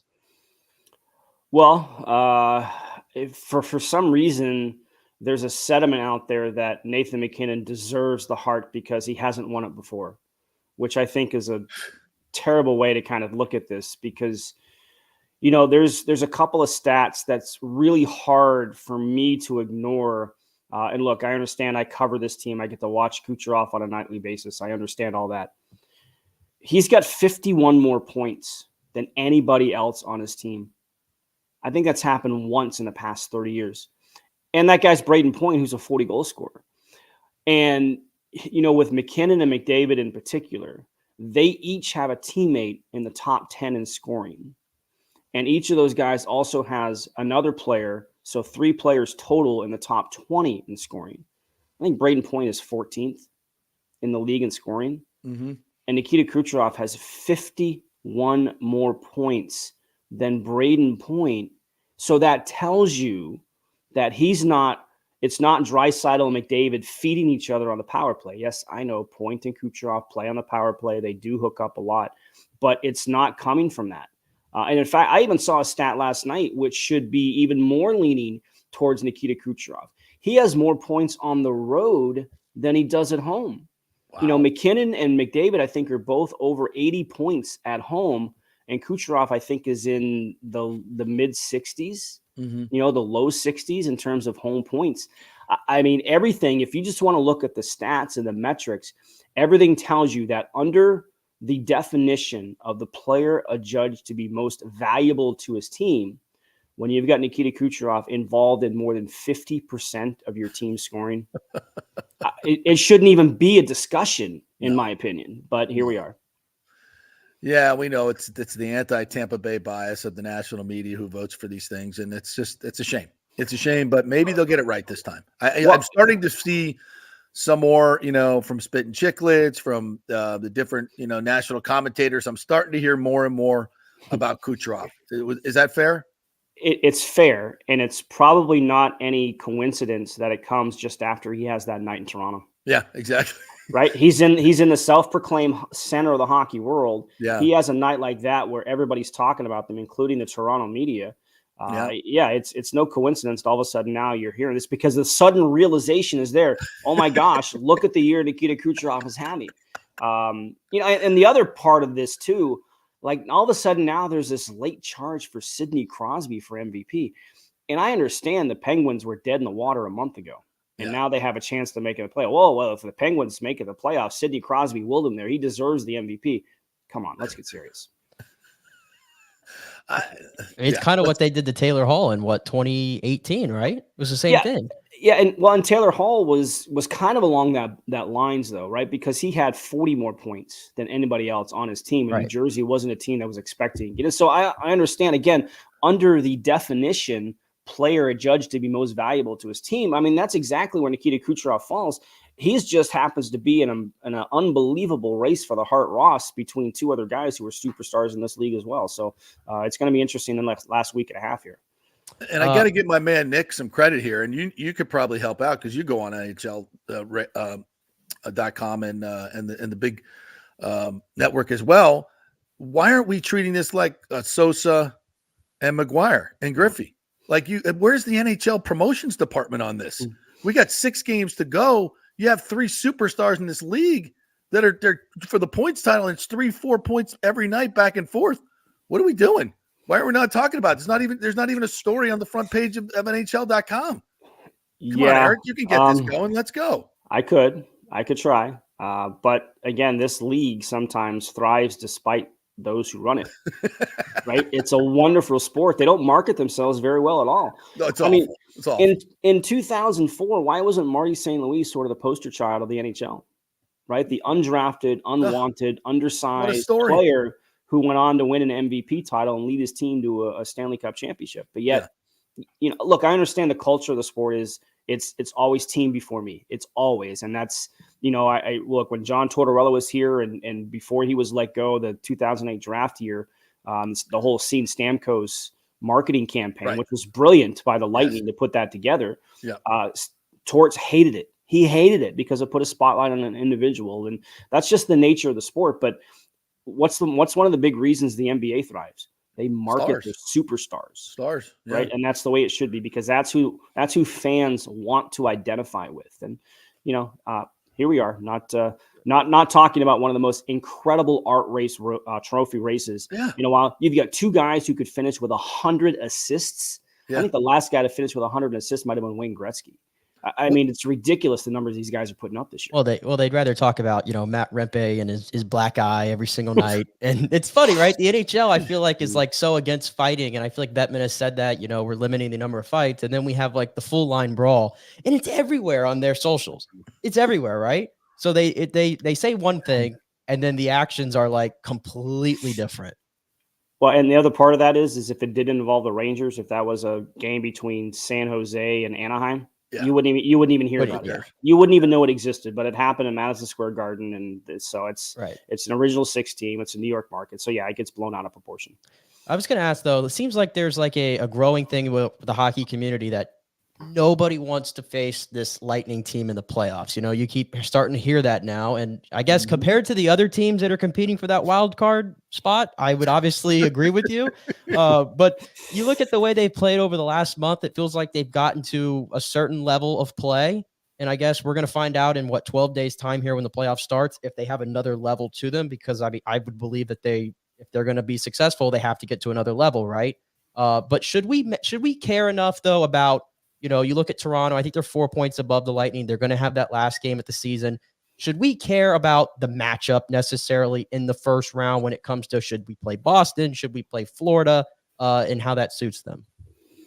As a fan, I'd care about it, right? I'm not sure I'd want to face Florida in round 1. If I'm the team, though, you just go out and take care of your business. Yeah. You win your games. You've already got the X next to your spot. Just continue to go out and just create good habits. That's the big thing for me, is create good habits. And however the cards fall, that's what you deal with. And that's kind of been their attitude really the past number of years. Because sometimes if you try and pick your poison, you end up on the floor, right? So, and the other thing is yes, they're playing well. They have put themselves in the position to earn that playoff spot with a really good run here since the trade deadline. But just as I said last year, when they were stumbling in March, it means nothing. It means nothing when you get to April 20th, 21st, whenever the postseason is going to start. All that matters is that night, that opponent, when you've put together a specific game plan to beat a single opponent. No other sport is so different in their postseason than the NHL, because you're not playing 4 games in 6 nights in 4 different cities, right? You're not, you really dissect another team and try and find their vulnerabilities, especially on special teams. Like it's so different. The intensity is different. The focus to details has to be different. So no matter how you're playing on March 17th or April 7th, it doesn't matter when you get to April 20th. How are you going to play? I mean, look, last season, when the Lightning stumbled down the stretch and everybody says, oh, if they play like this in the playoffs, they're going to be out, blah, blah, blah, blah. They played well in that series. They came out and put up 7 in game 1 against the Maple Leafs.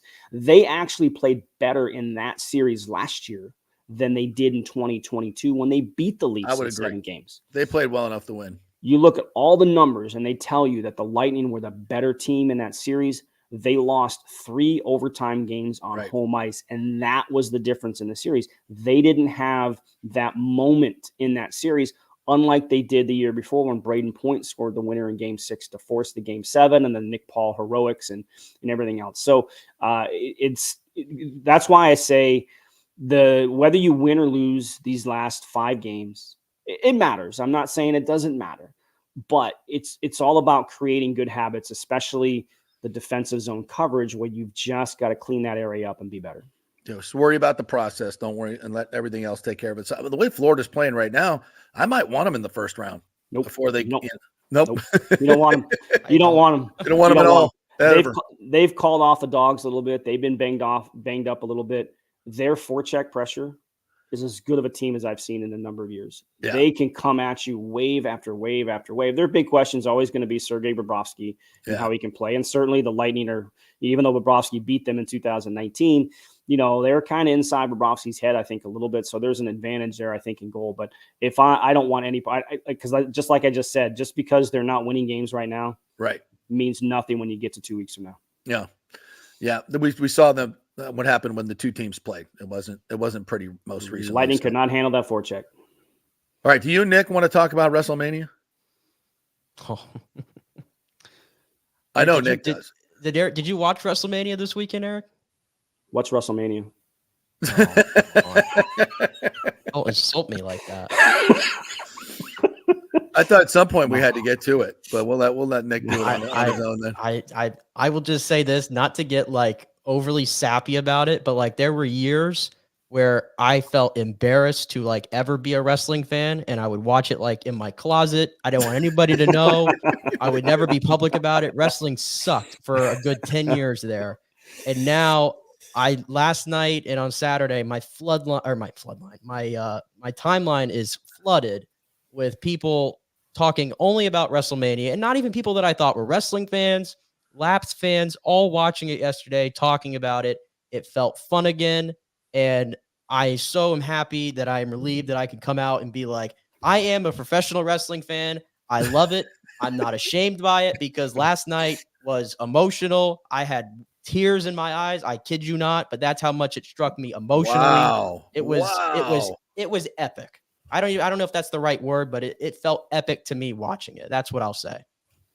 Well, I didn't even realize until I started reading some of the things that show up on my timeline that Cody Rhodes is related to Dusty Rhodes. That's just tells you how little. Yeah. Even I knew that one. I pay no attention to it. Yeah. Yeah.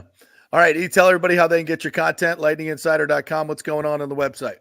Yeah, obviously a lot of game recap stuff and insight and everything else. That's the website, lightninginsider.com. There's a monthly plan for $4.99. There's a yearly plan for $40 as well. Of course, catch me on the network, the Lightning Radio Network as well. Pre-game, post-game, everything else. I'll have the last call this Saturday because it's the last road game of the year in Washington against the Capitals. And 5 games to go until the fun begins. Yes, that fun has already begun, right? The way the Lightning are playing. This has been fun to watch. All right, Double E's, thank you, man. Appreciate it. We'll talk soon. All right, be well, boys. Thanks. Yeah, that was I was watching it. They're a little bit in my timeline of WrestleMania, but it was all coming from you. That was it. It was anybody else. I don't know. Have you not seen any? The ESPN was even posted like 3 things on their Instagram about it yesterday, because it was like there was a John Cena Rock face to face in the ring. Ooh. Which, if you know their history, was really cool. It was like the Undertaker made a surprise appearance and chokeslammed The Rock. What? Yeah, it was chokeslam The Rock. It was wild. It was chaotic in the best way. It went on for like almost an hour. The main event did last night, and in the end, Cody finally won. The eruption from the crowd in Philadelphia was unlike anything I've ever heard in wrestling. It was like the beginning of a new era, if you will, for WWE, and it was awesome. It really was. So Cody finished his story. You finally finished the story, and his wife joined him in the ring. His mother joined him in the ring, and he gave her the title, which Dusty never did. So it's like the culmination of a 40-year story. It really was. Dusty never won it? He never won the that was the whole story. Dusty never won the championship. What? And Cody always wanted to win it for Dusty, and Dusty passed away before he got a chance to win it. And that's where this story began. That's why it made everybody emotional, because it's storytelling. And when the story is like that and it hits and then you pay it off like that, that's why I'm saying it's like professional wrestling is so cool when that happens. Yeah. Scripted sports. It's the newest thing. It's awesome. The NFL following the lead of WWE. NBA soon to follow. If they haven't already. This is good stuff. All right, we're going to take a quick break. When we come back, Ann Ligori is going to join us, a great author and golf expert, and knows more about the Masters than just about anybody. She will join us live from the Masters, and we'll talk about her new book and the field and what's going on in golf. She is one of the greats of all time in the golf literature, business, and media. So can't wait to catch up with Ann Ligori. Coming up next, we are brought to you by the great folks at Bay Area Modern Medical Center, BAMMC.com. If you want to get your testosterone right, get your nutrition right, get your immune system right, Bay Area Modern Medical Center does it right. A personalized plan just for you. So get in touch with Chris Lugo and the gang at Bay Area Modern Medical Center at BAMMC.com. Back in 3 with Ann Ligori. Stay with us.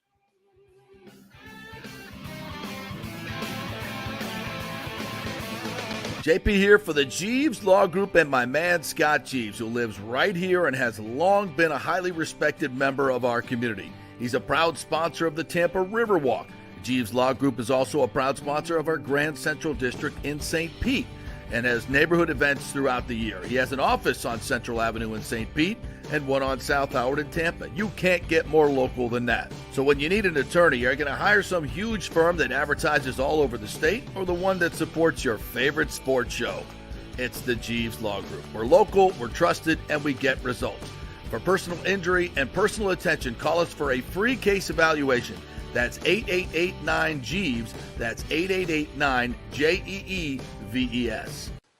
All right, this is for all you guys who don't want to go to the gym and do 5,000 crunches. At Bay Area Modern Medical Center, you can get on the new True Body machine where you can reduce fat and tone up your muscle. It's like doing 54,000 crunches in just 15 minutes. Define your body as you see fit. True Body offers personalized muscle stimulation that delivers the equivalent of those 54,000 crunches in just 15 minutes. Just get in touch with them at Bay Area Modern Medical Center, BAMMC.com. Chris Lugo and the team over there will set you up on True Body and get amazing results. Non-invasive with comfortable and little to no pain and zero downtime. You can isolate and target those areas that you want to improve and treat multiple areas simultaneously. It's an amazing machine, so check it out at Bay Area Modern Medical Center, BAMMC.com.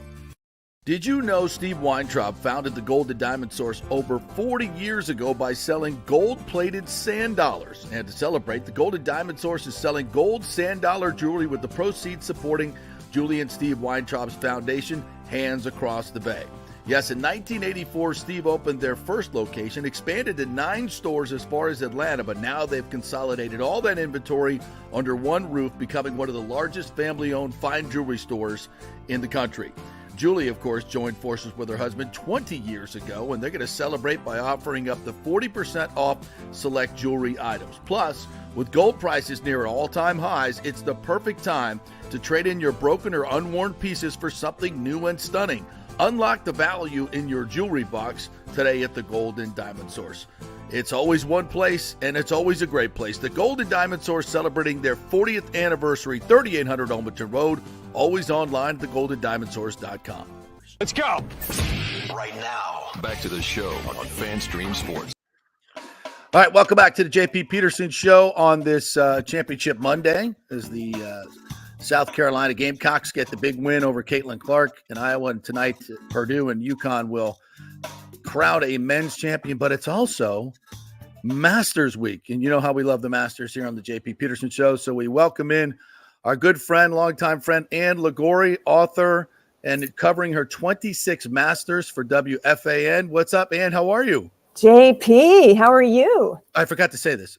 Proud USF alumnus. That's right Here Go in the Tampa Bulls. Bay area. Yes. Go Bulls. I have my solar glasses on.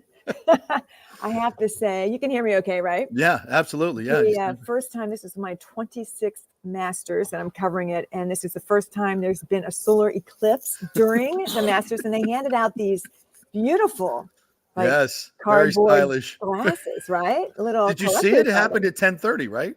No, it's coming here. It's hitting the course between like 1:45 and 4:20 this afternoon. So we're ready. I thought it was like 10:30. I guess it starts. I don't know. Different times, I guess, across the country. I'm not that enthralled by it, to be quite honest. Yeah. I remember we had one when I was a kid, and there was like, I think I burned my retina, but whatever. That's not good. That's why they gave us these. Oh, see? See the glasses, the solar glasses? How cool is that? I'll hopefully check it out here in Florida. Maybe we'll get a glimpse. I think we're going to get like 47% of it. So, well, don't look at it. That's the whole point. Well, I don't have the stylish glasses you do, Ann, but I'll try and find some for sure. Well, your new book, Life on the Green: Conversations with 5 Masters Champions, is out, and I've had the luck in my career to talk with a few of these guys, but not at length like you get to talk to them. Tell me a little bit about the book. Well, I'm so excited. Life on the Green, Lessons in Wisdom from Legends of Golf. It literally just came out April 2nd last week. So, and I've been doing book signings all of March because I got a certain allotment as the author. But I interviewed 12 legends, 6 men, 6 women, and all the people I chose, they're all Hall of Famers. They're all a bit older where they could look back on their iconic golf careers. and really share life wisdom, what they've learned from golf that they use in their day-to-day life. And so everybody came up with a different theme, JP. I didn't have to like coach them to say something different. And that's what, you know, you learn so much from golf. It's like the microcosm of life and society. Yes, and so Jack Nicklaus, he talks about integrity and sportsmanship and putting family first, has a lot of great stories and a lot of great golf history in that chapter. Padre Carrington talks about embracing fear, that he brings fear to the golf course, not just nerves, which is quite a revelation. I didn't realize, you know, it's very interesting. I'm sure a lot of people can relate to that, but you figure 3-time major champion, you know, wouldn't have quite the fear every time he tees it up. But it's really interesting stuff from Padre. Gary Player, 88 years young, talks about pursuing your passion. He was out here yesterday. Chapter. I would imagine that's a very, very long chapter. He's a good talker. We love him for an interview. And he was out here yesterday for the, you know, the drive, chip, and putt national finals and coaching, giving some putting lessons to the youngsters out there, which would have been awesome to see. I saw some clips of it. So yeah, and Annika, who is a new Augusta National member, I saw her in her green jacket yesterday. I posted that on my social media. Boy, she looks stunning in that green jacket. I bet. She's been out here encouraging the young people, and she was out here for the Augusta National Women's Am on Saturday. But won by a Seminole, I might add. That's right. Go FSU. Yeah. Exactly. What a win. What a dramatic finish that was. So, but Annika talks about the fact that there are no shortcuts to success. And she also talks about patience and, you know, having patience, learning patience on the golf course and carrying that over to being a mother of 2 young kids. Yeah. So, you know, there's all these life themes, life messages. They're all universal. And, you know, whether you're a diehard golfer or don't even play the game, I think you're going to find, you know, a lot of interesting material in Life on the Green. So I'm very, very proud of it. You know, I love the theme of, you know, how golf can relate to life and the lessons of golf. And we see this with the First Tee and how they are, you know, have just exploded golf and a lot of in the youth area. And golf in itself has just exploded since COVID. You know that. And it's great because golf needed a comeback. Golf was dying. And, you know, weird happenstance, but COVID put everybody else back outside, and now everybody's involved in golf. And I think it's a great thing. So I look forward to listening to these stories or reading these stories and how it opposed to life, because I think a lot of people are struggling right now, and they can use some of these lessons, right? Right. Well, I wanted it to be really positive, JP. And I didn't want to get into, you know, the live versus PGA Tour controversy. And, you know, there's been so much divisiveness, not only in golf, but in our society. And I really wanted the messages to be uplifting and very positive and motivating. And I think that the messages are relevant for any age, any, you know, male, female, young and old. And so, you know, the messages are universal. So hopefully we can spread a little positivity out there. Yes, much and actually, needed. Speaking of positivity, I saw Nancy Lopez out here yesterday. Oh, nice. And, you know, she's so great about spreading positivity. That's the theme of her chapter in the book, Life on the Green. And Nancy's amazing. And you know, it's so hard to be positive, particularly when you're playing golf. Right. You're only as good as that last shot, as you know, right? But she is just, that's what she teaches. She has clinics. She does, you know, the Nancy Lopez golf adventures all over the world. And she talks about staying positive, you know, with your body language and with your, you know, just your mental approach to the game. And not only on the golf course, but obviously off the course as well. And that's so hard to do. It sounds so easy, but you have to stay positive. It's such a great lesson for all of us. Oh, could not agree more. Ann Ligori joining us here. Her new book is Life on the Green. I'm sure you can get it at all the Amazon and every other your bookstores. You can get them there. All right. So now that we talked about the positive stuff, we got to talk about the negative stuff. It's the law, right? You're plugged in to the PGA Tour and golf in general. It seems to me like there is some hope on the horizon. And here we are at Masters Week where, wow, we get to see everybody play one tournament. The best of the best are there. The live guys are there. How's everybody getting along? This is the place where golf can come together and heal itself this week for Masters Week. And I don't want to hear anything about, one against the other. It seems like there's going to be some type of compromise where we can get everybody back together. Is that your feeling? I think so. I mean, the big word that they've been using is unification. Now, how that plays out is, the big question. Everybody, the top players in the game are here at the Masters.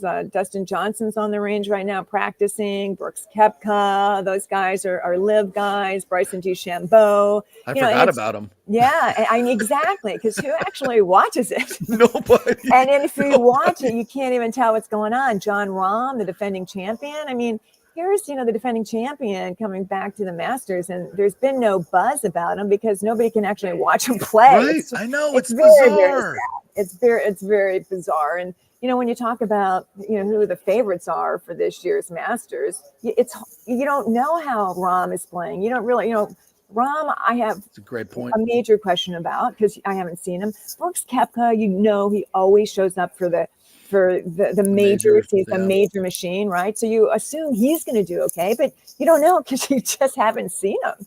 So, but as far as getting along, once they get here, it's all business as usual. Everybody wants to win a Masters title. Who wouldn't, right? So they're not, it's not really going to be about the division in golf. And from what we've kind of heard, they're kind of working on it, I guess. Yeah, I mean, Jay Monahan, the commissioner of the PGA Tour over in Ponte Vedra a couple weeks ago, and has stated the year address that he gives every year. He really didn't say much. He said they're negotiating with the Saudis, with the guys who run the Public Investment Fund, but he also said that they can't really negotiate in public.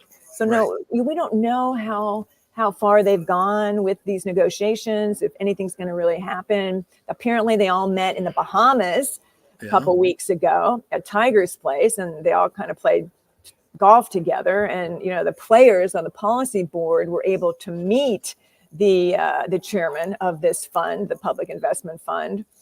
But that's about it. We really don't know if they're planning on doing much with Live, or maybe I'm guessing maybe they'll take the investment from the Public Investment Fund and do something different as far as incorporating these guys from Live. But everybody has their own opinion about it. I personally think, good riddance. If you want to jump to Live and take the money, go. Yes, do we miss the stars? Yes. But new stars emerge on the PGA Tour, as we've seen from the winners of this year. There have been some great stories. Maybe they're not the top names on the planet, but they will be if just give it some time, right? Yeah. I mean, we have guys like my buddy Austin Eckroat won the Cognizant Classic. What a great guy. Now, I had the opportunity to play with Austin at the BMW Charity Pro-Am. He was the pro in my group when it was his first pro event on the Korn Ferry Tour. I think it was 2 years ago. And the guy isn't, when you get inside the ropes like that and can actually play with these pros, very humbling experience as an amateur, I can tell you. But he was so nice, and he had 2 eagles in his first round, and I got to see close up just how great he is of a player, right? And I knew it was just a matter of time before he'd win.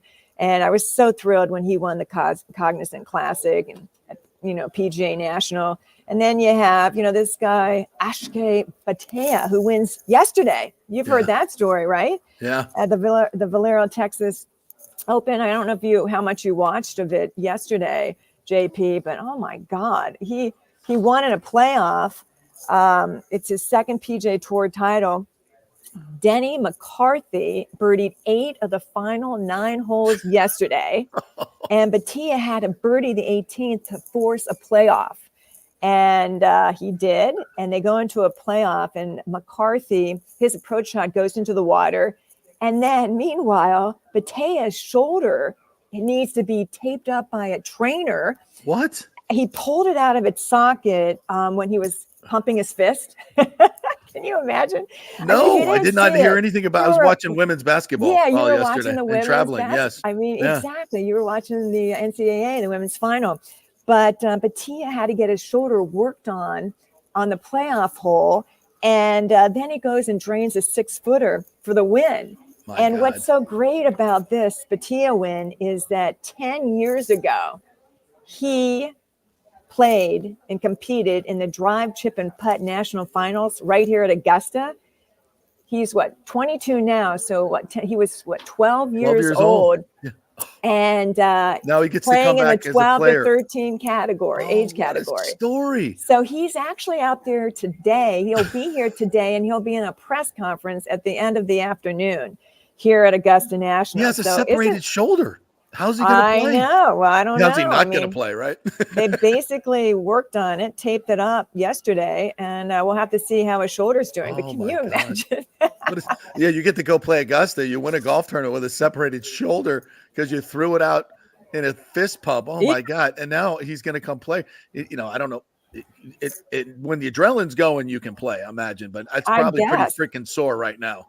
Right, yeah, but what a great story. Great win. Earns him his Masters spot here. He got the very last spot at the tournament. So can't wait to talk to him later today. And Ligori joining us here. Go ahead, Nick. I feel like, I think we'd all would agree maybe the last couple years, it hasn't been the most enjoyable experience, watching Tiger play necessarily, because it's like there's always a new ailment, or it's like the weather's not up to his, desired liking, right? But now that we're at Augusta and he's here, does it feel like, okay, Tiger's playing in Augusta, he's the story, there's a lot of focus on him, or does it feel like that shifted a little bit this year to like a guy like a Scotty Scheffler, who you kind of feel like, okay, green to green, he's going to be there, but it's all going to be the putter, and he has a chance to continue this run that he's on. Do you feel like the focus has shifted, or is it still the big story Tiger here? It's a good question, Nick. It definitely has shifted. Tiger is kind of somewhat under the radar, if you can even say that about Tiger. He flew in yesterday, and he got out there on the golf course around 3:30, and he just took his putter and his wedges. And he went around working on his short game and putting and looking at the greens. And he went out by himself. And he likes to do that. He's done that in the past here. I know I just had Joe LaCava, the Hall of Fame caddy, on my show yesterday morning on my Talking Golf show that airs on WFAN Sundays 8 to 9.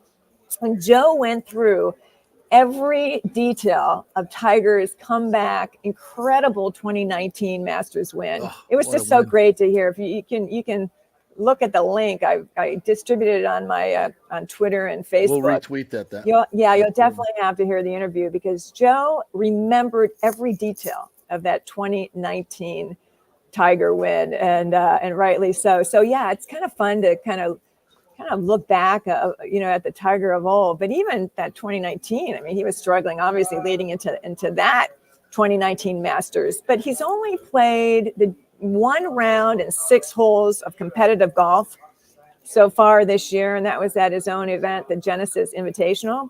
And he played the first round, second round. He only completed 6 holes, and then he withdrew because of the flu, supposedly. Yeah. So he hasn't really played much golf. I think the big question is, how physically will he be able to withstand all the undulation here, the elevation? Augusta National is very hilly. When you're watching it on TV, you don't get a true sense of how hilly it is here. So can he walk? Hopefully he'll make the cut. And can he walk 4 straight days? And his body is completely beat up. So let's see. And he has to do so much to get ready. Like if he's tees off very, very early, he's up at 3 or 4 hours before, just getting his body prepared to play. And then all the stuff he has to do after he plays. So it's exhausting. A whole process for Tiger at this point. Yeah, it's such a shame that, his health is going to, rob us of his golden years. Because I remember, getting back to your book, I remember watching Jack, late into his 50s challenge at the Masters. He would always make a run, on Saturday or Sunday and get on the leaderboard. And it was just so magical. And I'm afraid we're not going to see that from Tiger, just because of his health issues. And that's a shame. Well, if there's one golf course that he knows like the back of his hand, it's here at Augusta National. So you can never count him out. You really don't know what to expect this year. But look, he always has a shot here. And wouldn't it be fun if he makes the cut? Oh, my God. He gives us a magical weekend. It would be so fun. Even if he doesn't win, just him being in contention would just – and I'm telling you, and Golf needs it, man. They need. I mean, Scotty Scheffler is fantastic. The way he's playing golf right now is insane, and I don't know how you can bet him against him this week. But it's just not the same feel. Golf needs something because it's been a lot of negativity.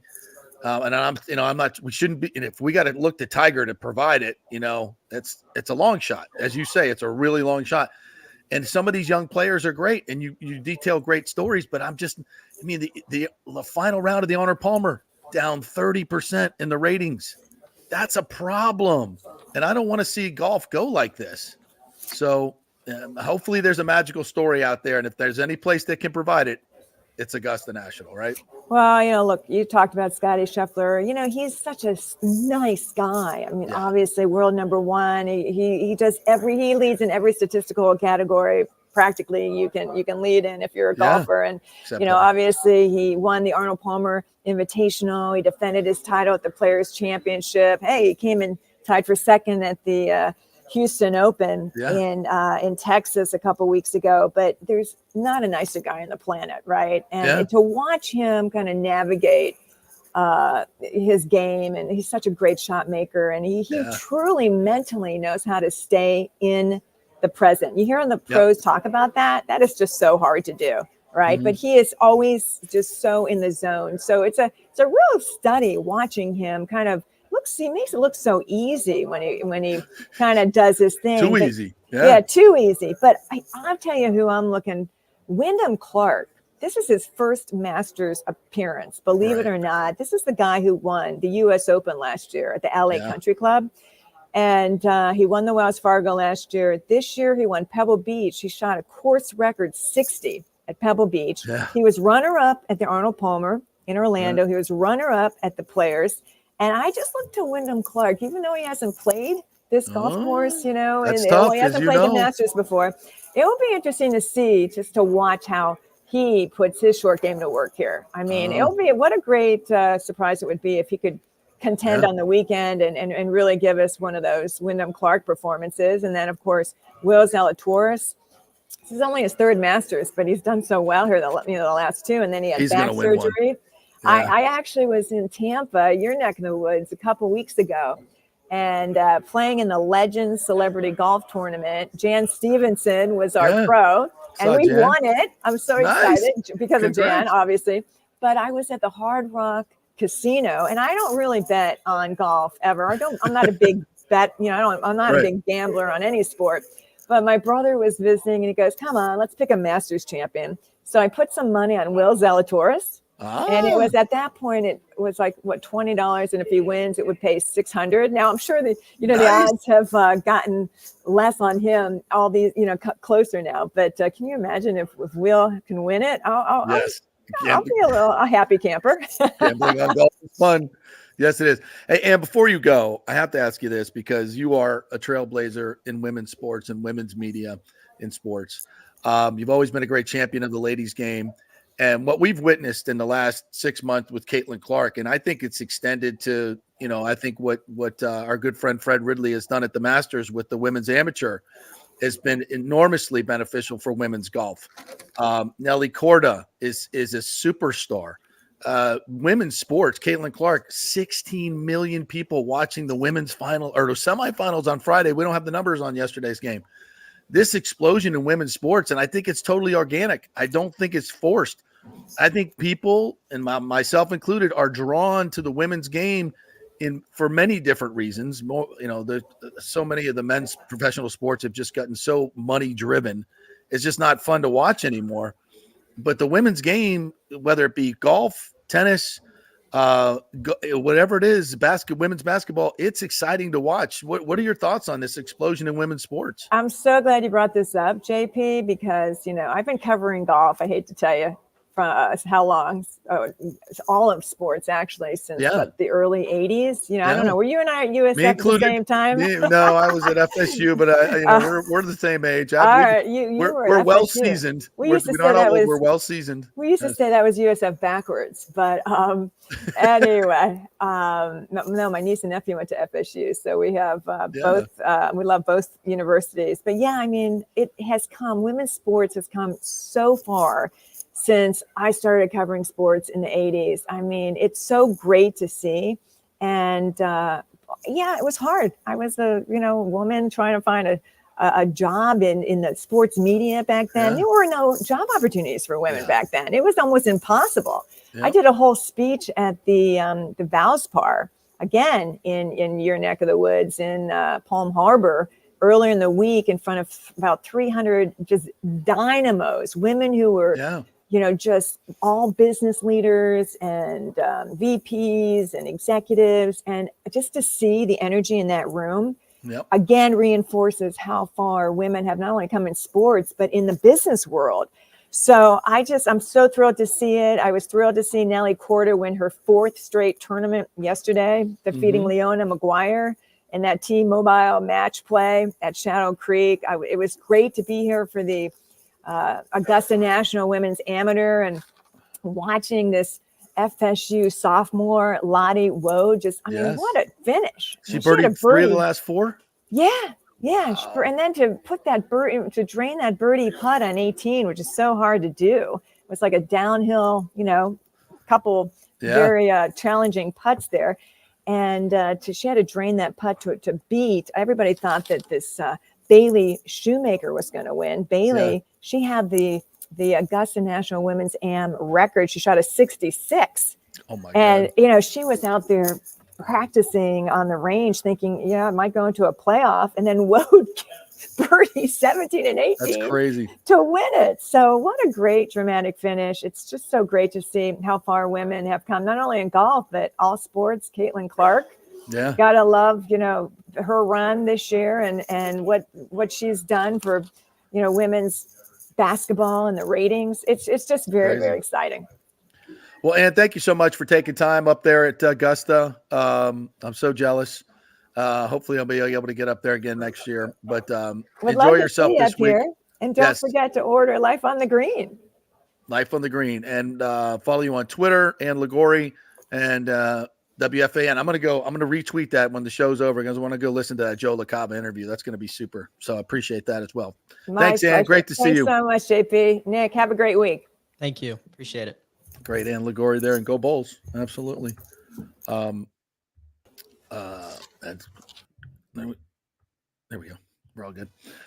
Great to see Ann. It's been a friend for a long, long time. Great USF alum there, and she's a great writer, by the way. So I'm looking forward to enjoying the book and the interview there. So, all right, we'll take one more break, and we'll come back and check in on the national stories and chat a little bit more about what's going on with the Rays as they start a series with the Angels, I believe, right?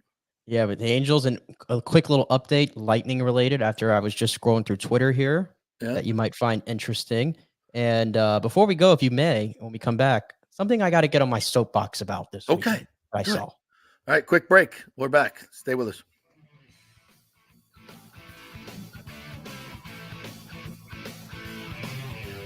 JP here for the Jeeves Law Group and my man Scott Jeeves, who lives right here and has long been a highly respected member of our community. He's a proud sponsor of the Tampa Riverwalk. Jeeves Law Group is also a proud sponsor of our Grand Central District in St. Pete and has neighborhood events throughout the year. He has an office on Central Avenue in St. Pete and one on South Howard in Tampa. You can't get more local than that. So when you need an attorney, are you going to hire some huge firm that advertises all over the state or the one that supports your favorite sports show? It's the Jeeves Law Group. We're local, we're trusted, and we get results. For personal injury and personal attention, call us for a free case evaluation. That's 8889-JEEVES. That's 8889-JEEVES. All right, this is for all you guys who don't want to go to the gym and do 5,000 crunches. At Bay Area Modern Medical Center, you can get on the new True Body machine where you can reduce fat and tone up your muscle. It's like doing 54,000 crunches in just 15 minutes. Define your body as you see fit. True Body offers personalized muscle stimulation that delivers the equivalent of those 54,000 crunches in just 15 minutes. Just get in touch with them at Bay Area Modern Medical Center, BAMMC.com. Chris Lugo and the team over there will set you up on True Body and get amazing results. Non-invasive with comfortable and little to no pain and zero downtime. You can isolate and target those areas that you want to improve and treat multiple areas simultaneously. It's an amazing machine, so check it out at Bay Area Modern Medical Center, BAMMC.com. Did you know Steve Weintraub founded the Gold and Diamond Source over 40 years ago by selling gold-plated sand dollars? And to celebrate, the Gold and Diamond Source is selling gold sand dollar jewelry with the proceeds supporting Julie and Steve Weintraub's foundation, Hands Across the Bay. Yes, in 1984, Steve opened their first location, expanded to 9 stores as far as Atlanta, but now they've consolidated all that inventory under one roof, becoming one of the largest family-owned fine jewelry stores in the country. Julie, of course, joined forces with her husband 20 years ago, and they're going to celebrate by offering up to 40% off select jewelry items. Plus, with gold prices near all-time highs, it's the perfect time to trade in your broken or unworn pieces for something new and stunning. Unlock the value in your jewelry box today at the Gold and Diamond Source. It's always one place, and it's always a great place. The Gold and Diamond Source celebrating their 40th anniversary, 3800 Olmsted Road, always online at thegoldendiamondsource.com. Let's go. Right now, back to the show on FanStream Sports. All right, welcome back to the JP Peterson Show, presented by Hydrate Heroes, the beverage with benefits.